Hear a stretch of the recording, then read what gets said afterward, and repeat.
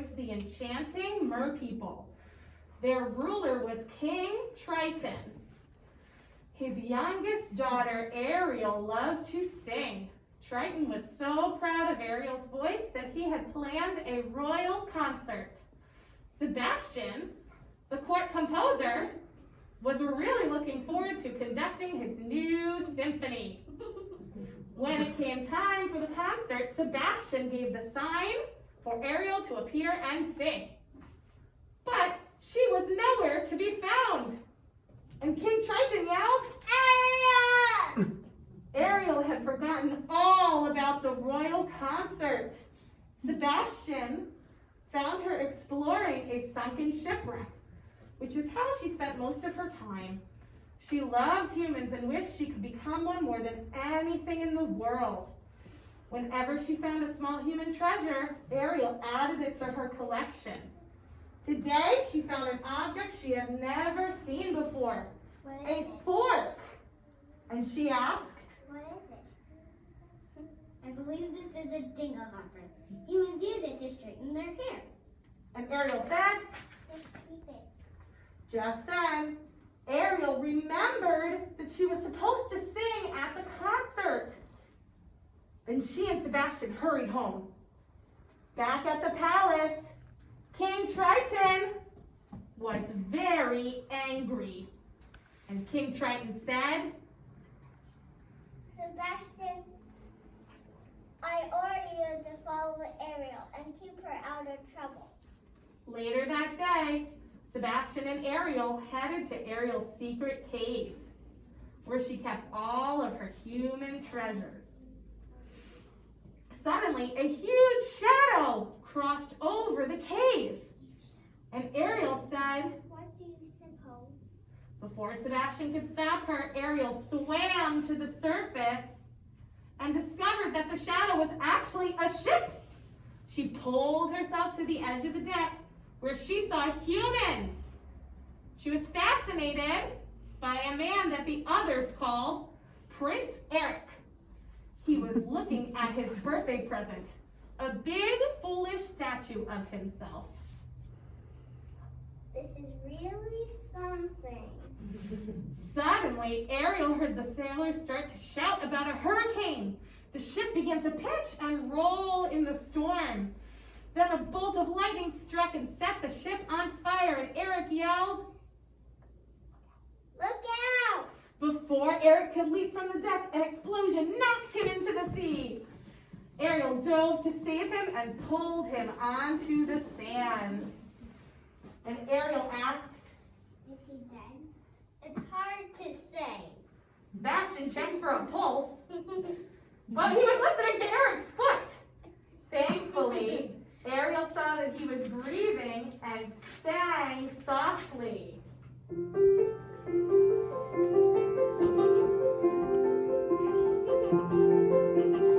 What would I give to live where you are?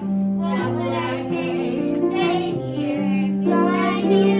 What would I give to see you smiling at me? Up where they walk, up where they run, up where they stay all day in the sun. Where they feel free, so gentle be part of the world. I don't know when, I don't know how, but I know something's starting right now. Watch and you'll see. Someday I'll be part of your world.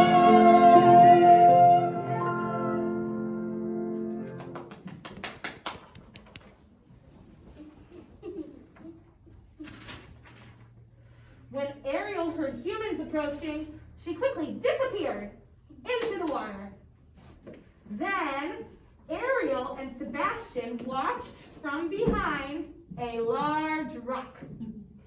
Eric had never seen Ariel. He had only heard her beautiful voice. But Ariel had fallen in love with him. When Ariel returned to her cave, her father, King Triton, showed up. The cave. In the cave.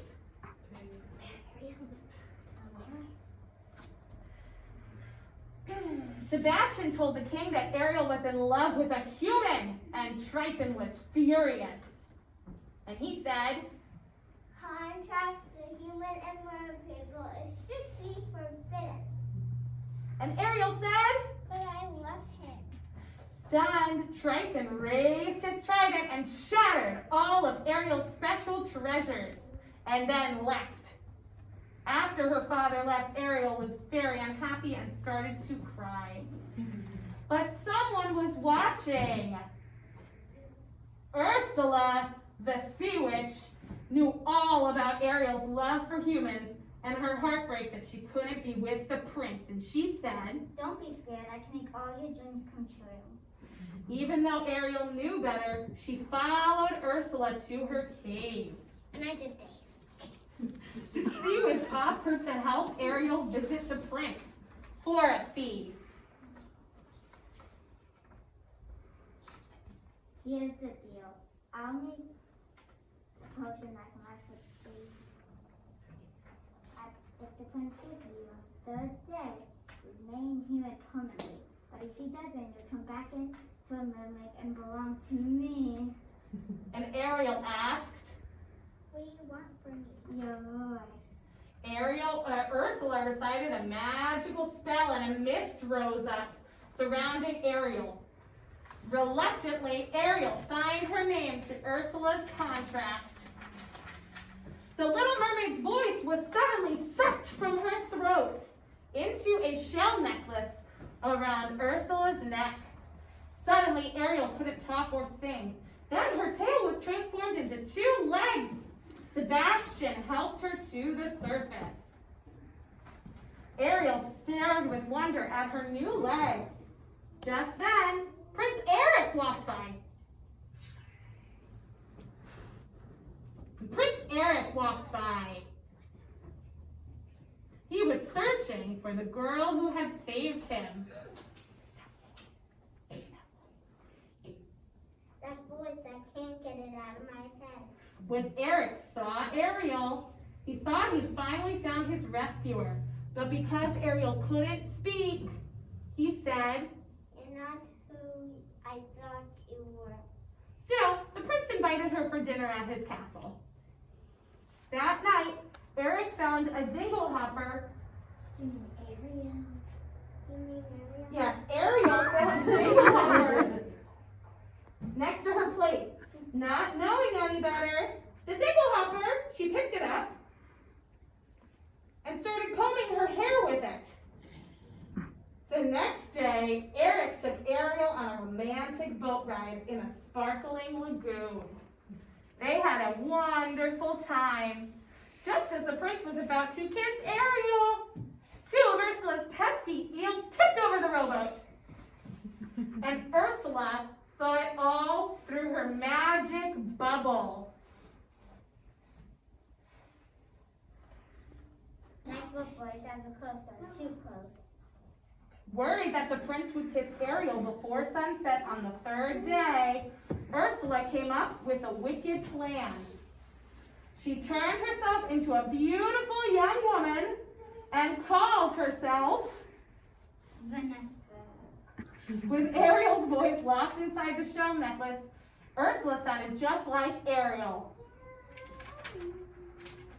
When Ursula walked near Eric's castle, the prince saw her. Prince Eric saw her and thought that she was his rescuer. She sang with the same beautiful voice of the girl who had pulled him from the sea. The sea witch put a spell on Eric, and he decided to marry her right away. Ariel was broken-hearted when she heard the news. She didn't know that Vanessa was really Ursula in disguise. And she said, There's nothing I can do. on the day of the wedding, Ariel was near the water's edge when Sebastian crawled out.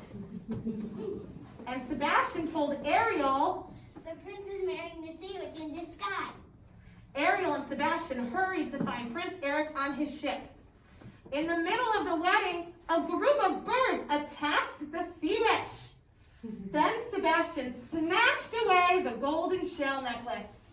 It fell onto the deck. A golden mist streamed from the broken shell and into Ariel's throat. Overwhelmed with joy, Ariel started to sing. And Eric rushed towards her to kiss her. Ursula turned back into her mean self and said, "You're too late." Ariel tried to run, but she turned back into a mermaid again and fell. Ursula dragged Ariel back into the sea. Suddenly, King Triton emerged from the depths and confronted the sea witch. Do I go back there? Yes. And King Triton yelled at Ursula and said, "Let her go." Not King Triton made a deal. Ursula showed him the golden scroll signed by Ariel. Without thinking twice, King Triton pointed his glowing trident at the scroll and changed Ariel's name into his own. He was now Ursula's prisoner, and Ariel was free. And Ursula said, At last. Ursula grabbed the golden trident. Now she was the ruler of the seas. With the trident, she stirred the water into a raging whirlpool. Eric evacuated everyone from his ship and steered it straight towards the sea witch. Ursula screamed as the ship hit her. Within seconds, only a few tentacles were left, floating around the ship. The sea witch's spell was broken, and Triton retrieved his trident. He was once again ruler of the underwater world.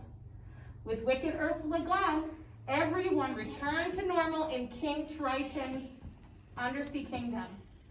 But now that Ariel was a mermaid again, she couldn't be with her beloved Prince Eric. King Triton saw how unhappy Ariel was and used his magic powers to give her legs. He and Sebastian knew that they would miss Ariel, but they also knew that she would be happiest on land as a human. King Triton and the rest of the kingdom threw her one last party so that she would remember how loved she was under the sea.